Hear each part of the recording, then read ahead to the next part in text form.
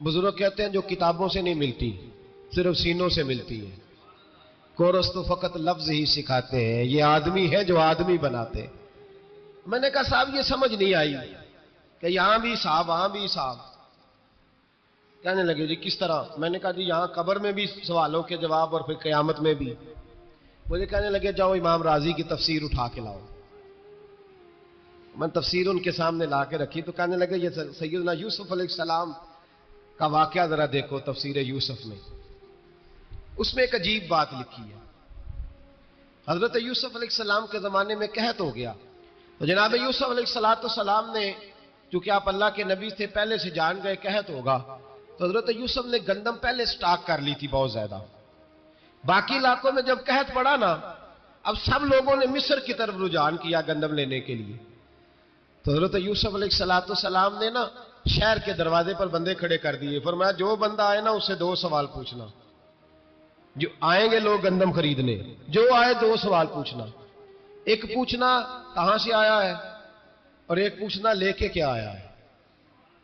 एक पूछना, समझ आ रही है बात की, और दूसरा पूछना कि लेके सोना लेके आया है, चांदी गंदम खरीदनी है तो क्या चीज लेके आया है, कि नगद पैसे लाया है, ये पूछ लेना। जो आए 2 बातें पूछना। एक पूछना कहां से आया है और दूसरा पूछना क्या। एक रवायत में 3 सवाल भी हैं, लेकिन फरमाया पूछना 2 सवाल जरूर। इंतजार था ना भाइयों का किनान से आने वालों का। फरमाने लगे सबसे 2 सवाल पूछना। जब किनान वाले आए ना उनसे सिर्फ इतना पूछ लेना कि वो कहां से आए हैं। अगर पूछे ना किनान से आए हैं तो फिर ये ना पूछना क्या लेके आए हैं, फिर मैं जेबे खुद टटोल लूंगा वो क्या लेके आए। बाकियों से 2 सवाल। जब मेरे भाई आए ना, भाई भाइयां दे वैरी हुंदे ते भाई भाइयां दियां बावां, जब मेरे भाई आए तो उनसे ये नहीं पूछना कि वो क्या, बस ये पूछना कि कहां से। इतनी बात पूछना, बाकी मैं पूछ लूंगा। आप फरमाने लगे रब भी फरिश्तों से कहता है तुम कब्र में ना मेरे बंदों से ज्यादा सवाल ना करना, बस ये पूछ लेना मुझे मानते हैं, मेरे नबी को मानते। कब्र में तुम इतने सवाल पूछ लेना, बाकी लेके क्या है वो मैं खुद ही पूछ लूंगा। फरिश्तों के सामने रब करीम अपने बंदे को बेआबरू करना, बस तू ये बता दे अल्लाह रसूल को मानता है कि नहीं।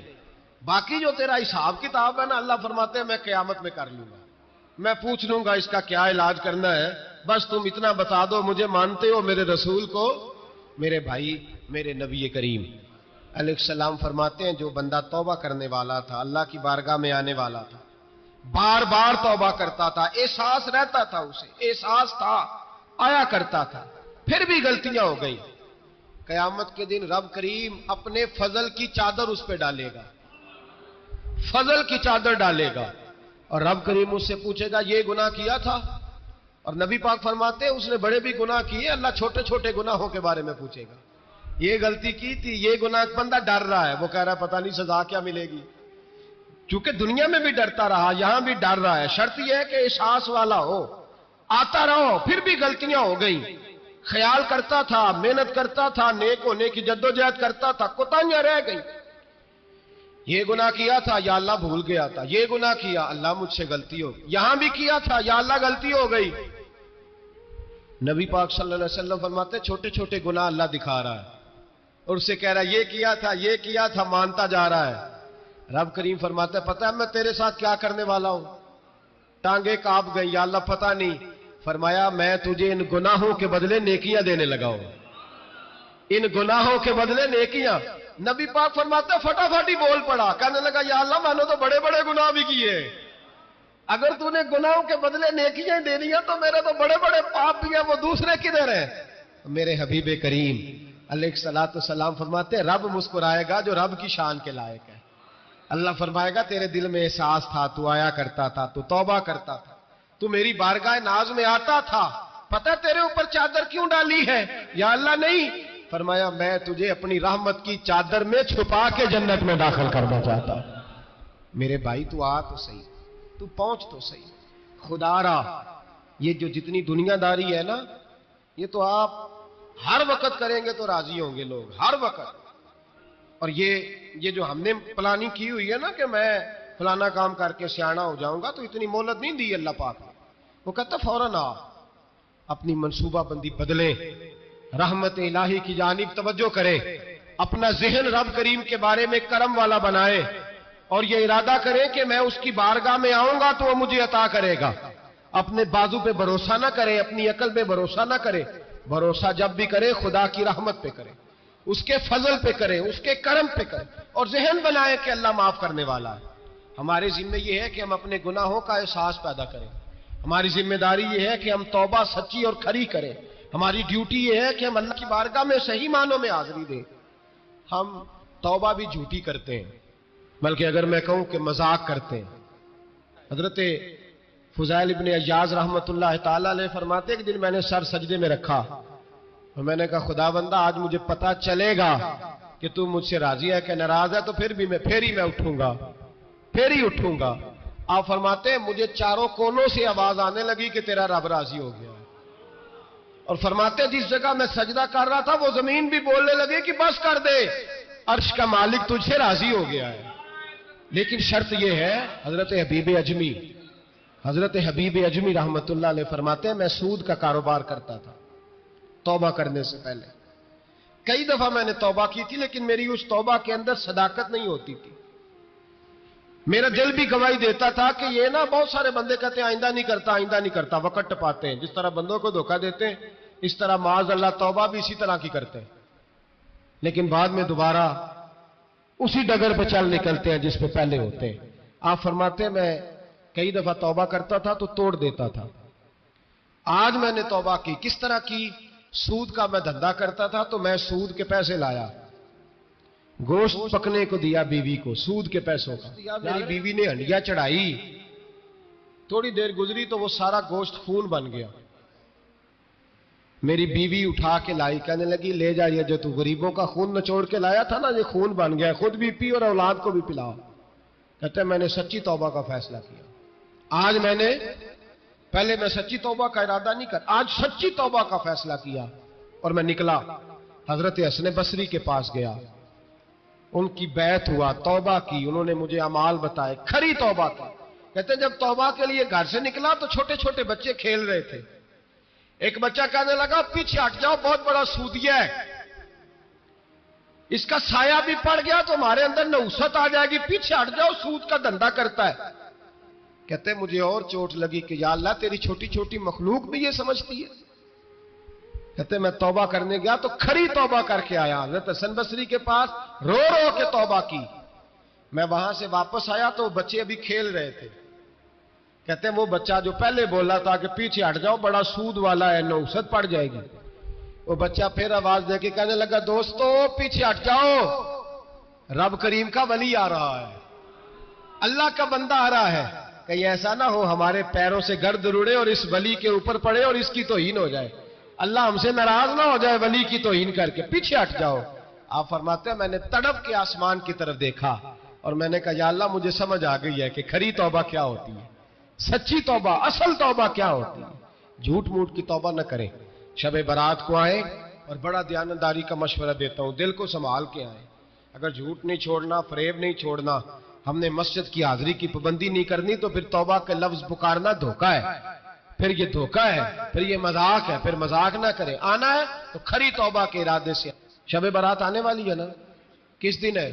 جمعرات کو شب برات آئے گی۔ کچھ لوگ تو خیر ویسے ڈٹ جاتے ہیں، کہتے ہیں ہم نہیں مانتے، وہ پکے لگے ہوئے ہیں، وہ کہتے ہیں نہیں عبادت نہیں کرنی چاہیے۔ میں نے کہا یار بس کرو، چھوڑ دو، اب اللہ کی عبادت کرنے کے لیے بھی تم سے سند لینی پڑے گی کہ مولوی صاحب اجازت دیں نفل پڑھ لیں، اجازت لینی پڑے گی۔ اور بندے بڑے سمجھدار ہیں، وہ سیاسی بندہ دوسری پارٹی کا آ جائے تو اسے مطمئن کر لیتے ہیں، کچھ بسرا دوسری جماعت کا مسئلہ پوچھ لے کہتے ہیں مولوی صاحب پوچھ کے دسا گا، یہ موٹی سی بات ہے۔ شبرات کو کیا ہوتا ہے؟ عبادت۔ کیا ہوتا ہے؟ بول کے بتائے، یہی ہوتا ہے نا، تو اس کے لیے سرٹیفکیٹ کی ضرورت ہے جی۔ والذین یبیتون لربہم سجدا وقیاما، اللہ فرماتے ہیں میرے بندے ساری رات گزار دیتے ہیں یا قیام کرتے ہوئے یا سجدہ کرتے ہوئے، اس کے لیے سرٹیفکیٹ کی ضرورت ہے؟ بڑی جلدی مسئلہ پوچھنے آ جاتے ہیں لوگ۔ ہاں ایک وہ ہے جو مانتے ہی نہیں سرے سے، ایک وہ ہے جو بڑا عجیب مانتے ہیں، وہ کہتے ہیں شبرات ہے چھوٹا گوشت ہی نہیں مل رہا دکان سے۔ بھئی شبرات گوشت کھانے کا دن ہے، حلوہ کھانے کا دن ہے شب برات، موج کرنے کا دیہڑا آ گیا شب برات، شب رات آئی ہے، پہلے کلو گوشت آتا تھا، اب 2 کلو لے لو. یہ کون سا طریقہ ہے شب برات منانے کا؟ اور پھر شب برات منائی جائے گی، معراج شریف سے پٹاخے چل رہے ہیں روز شام کو، چلتے ہیں نا؟ نہیں؟ میں کہو رہے مینوں غلطی لگتی، تسی بولے نہیں نا. چلتے ہیں پٹاخے؟ کون بیچتا ہے پٹاخے؟ ہندو، سکھ، یہودی؟ چلاتا کون ہے؟ کس نے کہا ہے چلانے؟ اس میں کوئی کسی فرقے کا بھی اختلاف نہیں ہوتا. ڈرنا چاہیے اللہ پاک سے.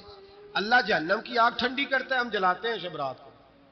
رب فرماتا ہے ٹھنڈی ہوگی، ہم جلا رہے ہیں. بچے پٹاخوں کے پیسے پڑوسی سے لے کے آتے ہیں کہ ہم سے لیتے ہیں؟ ہم منع کیوں نہیں کرتے؟ جوتے نہ پالش کرنے پہ تو تھپڑ لگتے ہیں، تو پٹاخے والے بچے کو نہیں پوچھا جا سکتا؟ باپ کی ذمہ داری ہے. اور محدثین نے مسئلہ لکھا ہے، اگر بچہ نابالغ کوئی غلطی کرتا ہے تو اس کا باپ ذمہ دار ہے، جواب دے اس کی جگہ. ان کو سمجھائیں. شب برات آئے گی، پھر توبہ ہوگی، ہر مسجد سے رونے کی آواز آئے گی، زور زور سے لوگ روئیں گے، تڑپیں گے، اجتماعات ہوں گے، بڑے بڑے اجتماعات ہوں گے. توبہ کریں گے لوگ، کریں گے نا انشاءاللہ تعالی، آئیں گے نا لوگ مسجدوں میں. پھر سویرے جھوٹ بند ہو جائے گا نا، اگلی صبح ملاوٹ ختم، کم تولنا ختم. یہ کیسی توبہ ہے؟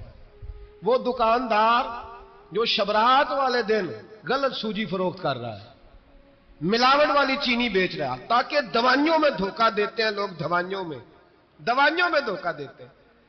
ایک ڈاکٹر خود مجھے کہنے لگے، وہ میرے دوست ہے، ہلکا پھلکا کورس کیا ہوا ہے، کہتے میرے دوست ہیں کئی سارے لوگ، تو ایک ایسا ہی ہمارے شعبے کا آدمی تھا، تو اپنے ابا جی کو وہ ڈرپ لگانے لگا، تو ابا جی کہنے لگے پتر مینو اصلی لا دے تیری مہربانی، مینو اصلی لا دے تیری مہربانی، لوکھا علی نہ لا دے. یہ حال ہو گیا ہے. مجھے بتائیں وہ قوم اخلاقی طور پہ کتنی گر چکی ہے جو دوائیوں میں زہر بیچتی ہے، دوائیوں میں. اور میں انشاءاللہ کسی موقع پر تفصیل سے اس پر گفتگو کروں گا، بڑی تفصیل سے. میں نے بہت سی معلومات اکٹھی کی ہیں کہ کتنا ظلم کرتے ہیں یہ لوگ، لکھنے والے بھی، لانے والے بھی، بیچنے والے بھی، کتنے بڑے مجرم ہیں. صحت کے ساتھ کھیلتے ہیں. صحت 12 لام دام برسرے. مطلب جس آدمی نے دھوکے کا مال لا کے رکھا ہے شبرات والے دن کے رات توبہ بھی کرنی ہے اور سویرے یہ بیچنا بھی ہے، وہ توبہ کرنے آیا ہے. جس نے دھوکے کا مال لا کے رکھا ہے کہ سویرے بیچنا ہے اور رات توبہ بھی کرنی ہے، وہ توبہ کر رہا ہے کہ مذاق کر رہا ہے؟ توبہ میری توبہ، استغفر اللہ، یا اللہ معاف کر دے، اونچی اونچی آواز میں رو رہا ہے، اور سویرے سارے چکر وہی ہیں. یہ کیسے توبہ ہے؟ توبہ کیا ہے؟ میرے نبی پاک علیہ السلام کے غلاموں نے توبہ کی تقسیم کی. حضرت حسن بصری سے کسی نے پوچھی توبہ کیا ہے، تو آپ نے فرمایا توبہ یہ ہے کہ جب تو توبہ کر لے تو پھر اس جگہ نظر نہ آنا جہاں کھڑے ہونے سے رب رسول ناراض ہوتے. اور فرمایا توبہ یہ ہے کہ جب تو نے توبہ کر لی پھر وہاں سے غیر حاضر نہ ہونا جہاں حاضری کا تجھے اللہ رسول حکم دیتے. یہ تیری توبہ ہے. اور اگر تو ایسا نہیں کرتا پھر تو نے توبہ نہیں کی، پھر تو نے مذاق کیا. میرے بھائی رحمت الہی آواز دیتی ہے کی طرف رجوع کریں، دوڑے اور رحمت کی امید رکھ کے آئیں. یہ سمجھ لے کہ اللہ پاک، میں ایک بات اکثر کرتا ہوں، نبوت کا دروازہ بند ہوا ہے. داتا گنج بخش علی اجویری نے کہیں نہیں لکھا تھا کہ میرے بعد علی بن عثمان اجویری دوسرا نہیں آ سکتا. حضرت مجدد صاحب کہیں نہیں لکھ کے گئے کہ دوسرا مجدد الفسانی پیدا نہیں ہوگا.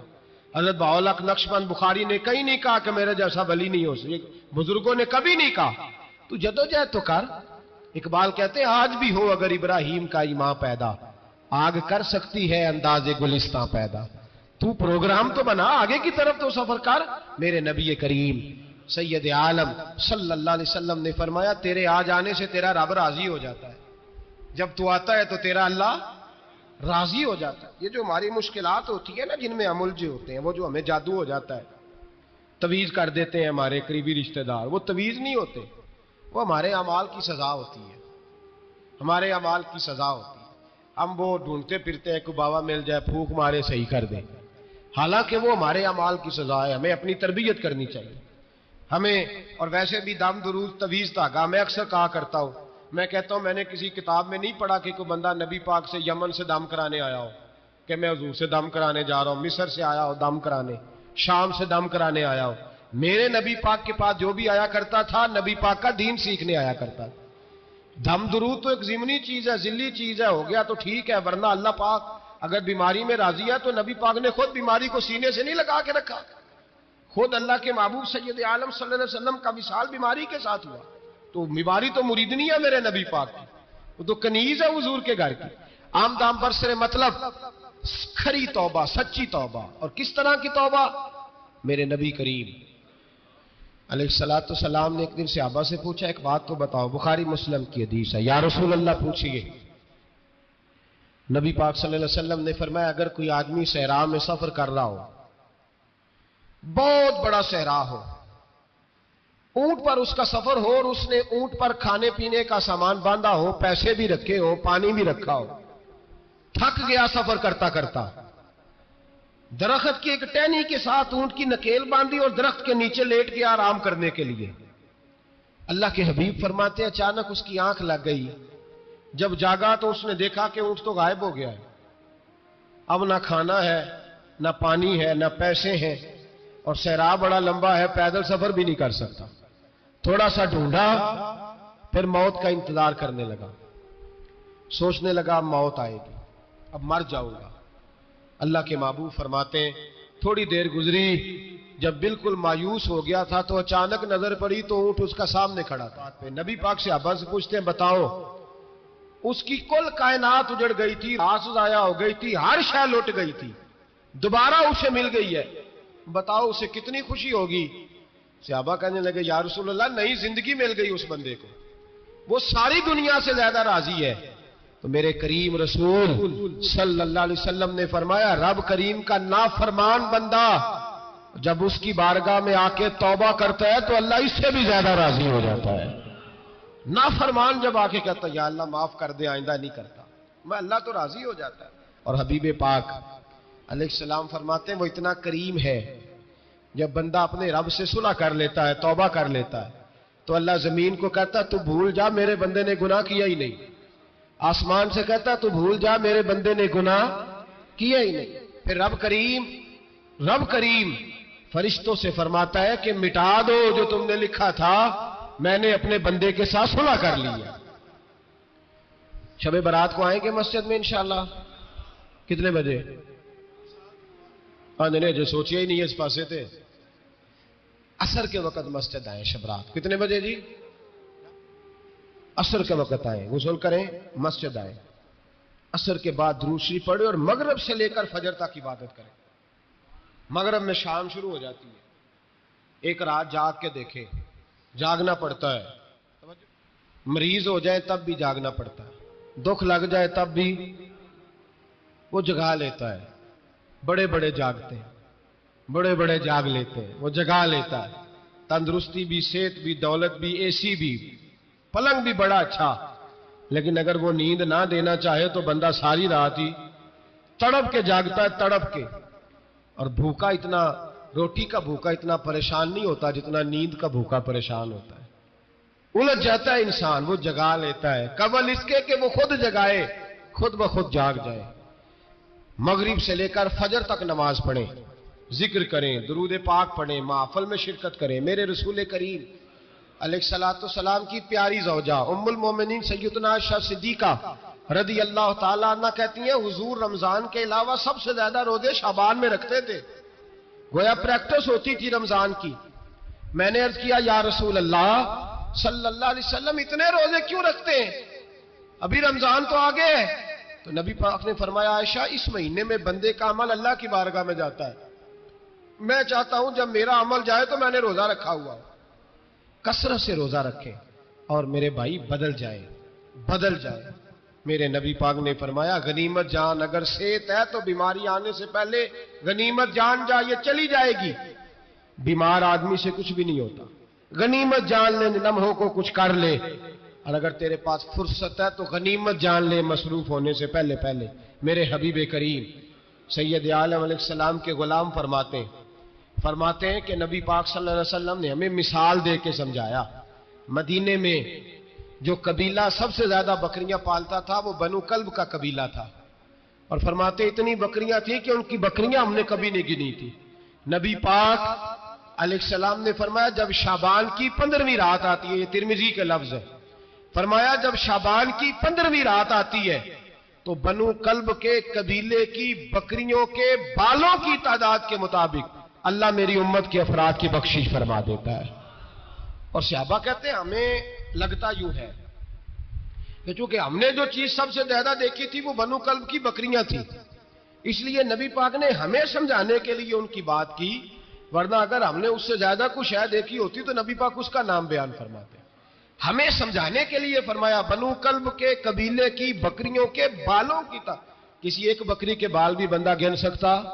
اور حضور نے فرمایا جو سب سے زیادہ بکریاں پالتے ہیں ان کی تعداد کے مطابق حضرت عائشہ صدیقہ رضی اللہ تعالیٰ عنہ فرماتی ہیں جنت البقیع میں حضور جایا کرتے، قبرستان میں، قبرستان کے کونے میں اللہ کے رسول کو میں نے نماز پڑھتے بھی دیکھا 15ویں رات کو، اور فرماتی ہیں حضور بقیع والوں کے لیے بخشش کی دعا بھی کرتے، قبرستان بھی جائیں شب برات کو ان کے لیے دعا بھی کریں، اور پھر میرے بھائی شب برات کو للہیت کے ساتھ آئیں، لوٹنے کا پروگرام بنائیں، اس سے قبل کہ رب کریم خود جکڑ کے لے آئے، خود بخود آئے، اس کے کرم کی طرف توجہ کریں، اس کی رحمت کی طرف توجہ کریں۔ میرے رسول کریم صلی اللہ علیہ وسلم کے پاس ایک دیہاتی آئے، مولا علی شیر خدا فرماتے میں بھی حاضر تھا، کہتے کبھی کبھی سادے بندے آتے تھے پر بڑی عجیب ہی بات کر جاتے تھے، کہتے ایک دیہاتی آئے، تامت باندھی ہوئی اور سادہ سا رومال کندھے پہ رکھا ہوا ہے، نبی پاک کے پاس آئے اور حضور سے دل لگی کرنے لگے، حضور سے دل لگی کرنے لگے، میٹھی باتیں کہنے لگے یا رسول اللہ ایک مسئلہ پوچھنے آیا ہوں۔ فرمایا پوچھو۔ عرض کرتے ہیں حضور قیامت میں حساب کون لے گا؟ قیامت میں اب کس کو نہیں پتا کون حساب لے گا، دل لگی کی بات ہے نا، کون لے گا؟ نبی پاک نے فرمایا اللہ حساب لے گا۔ تو کہتے ہیں اس نے نا اور جملہ کہا تو ہم اس کی بات پہ حیران ہو گئے، کہنے لگے یا رسول اللہ واقعی اللہ حساب لے گا؟ تو کہتے ہیں نبی پاک مسکرائے، فرمانے لگے تجھے تیری مار ہوئے، میں سچی تو کہہ رہا ہوں، تو کس طرح کی بات کر رہا ہے، اللہ حساب لے گا۔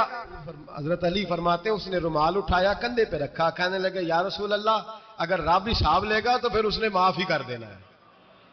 یہ کہہ کے وہ چلا گیا، یہ لفظ کہہ کے وہ چلا گیا۔ حضرت مولا علی کہتے ہیں میں نے حضور کا چہرہ دیکھا تو گلاب سے بھی زیادہ کھلا ہوا تھا، میں نے نبی پاک کا چہرہ دیکھا تو چاند سے بھی زیادہ روشن تھا۔ میں نے کہا حضور یہ کیا کہہ گیا ہے؟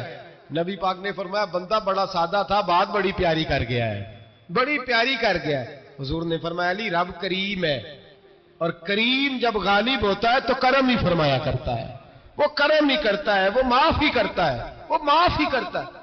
اللہ معاف کرتا ہے، پر میں نے کہا کوئی معافی لینے آئی نہ تو کوئی معافی لینے۔ ایک اور بات بھی آخر میں سمجھانی ہے آپ کو، وہ بھی سمجھ لیں۔ ہم جب کسی رشتہ دار کو راضی کرنے جاتے ہیں نا، ناراض ہو تو ہمیں پتہ چل جاتا ہے کہ یہ وقت ٹپانے آیا یا راضی ہو گیا۔ دو قسم کے لوگ ہوتے ہیں، کہتے ہیں چلو برادری آ گئی ہے میں چلتا ہوں، پر کس طرح؟ ٹائم پہ ٹائم آؤں گا، 200 دے کے گھر آ جاؤں گا۔ اور جو راضی ہو جاتے ہیں نا وہ 2 دن پہلے آتے ہیں، دیگوں کا بھی خیال کرتے ہیں، ملاقات کرتے ہیں، وہ کپڑے بھی نہیں بدلتے۔ فرق ہوتا ہے راضی ہونے میں۔ بات کی سمجھ آ رہی ہے آپ؟ ہم توبہ کرنے آتے ہیں اللہ کی بارگاہ میں، کیا ہمیں پتہ نہیں چلتا کہ ہم نے توبہ کیا، رب راضی ہوا ہے کہ نہیں ہوا؟ ہمارا ایمانی رشتہ تو ہے نا اپنے رب سے، روح کا تعلق تو ہے نا، تو ہمیں اندازہ ہوتا ہے کہ اللہ راضی ہو گیا کہ نہیں، اندازہ تو ہونا چاہیے نا ہمیں۔ یہ بات کہنے کی، یہ بات محسوس کرنے کی ہے، اس کو محسوس کریں۔ ہم جب اللہ کی بارگاہ میں آئیں تو پھر ہمیں اندازہ ہونا چاہیے کہ میں نے منا لیا ہے کہ نہیں منا سکا، میں اس کو راضی کر کے اٹھ رہا ہوں کہ نہیں اٹھ رہا۔ اگر بغیر راضی کیے اٹھے ہو تو پھر فارمیلٹی کرنے آئے تھے، پھر راضی کرنے